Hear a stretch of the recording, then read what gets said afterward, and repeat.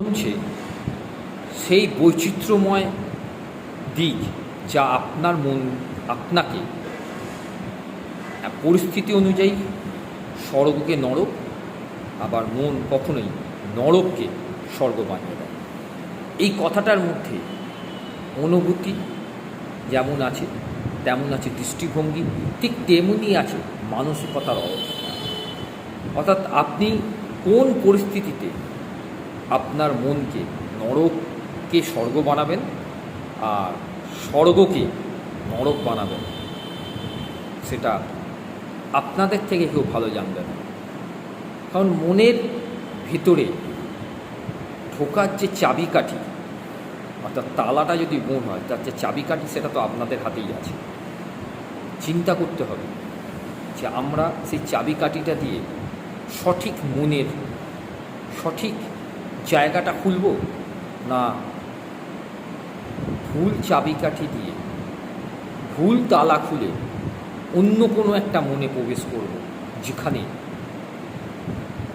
নোংরা বা নরক জাতীয় এক ধরনের মনকে আমরা দেখতে পাব, যেটা যে কোনো অবস্থাতেই হতে পারে। আপনার কাছে প্রচুর গাড়ি বাড়ি টাকা পয়সা সব কিছুই আছে, আপনার কাছে বাহ্যিক স্বর্গটা আছে, কিন্তু আভ্যন্তরীণ দিক থেকে আপনার মনটা অনেক আগেই নরকে পরিণত হয়েছে। আবার আপনার কাছে কিছুই নেই, বাহ্যিক চাকচিক্যর সেই মজাটা আপনার কাছে নেই, কিন্তু ভেতরে যে মনটা আছে সেই মন আপনাকে স্বর্গের দুয়ার খুলে দিয়েছে। আপনার কাছে অনেক মানুষ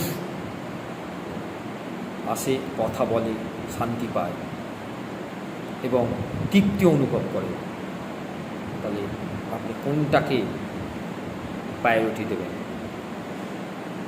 স্বর্গ বানানো মনটাকে, না স্বর্গের থেকে নরক বানানো মনটা? একটু চিন্তা করুন, উত্তরটা কিন্তু আপনাদের ভেতরেই আছে। Thank you.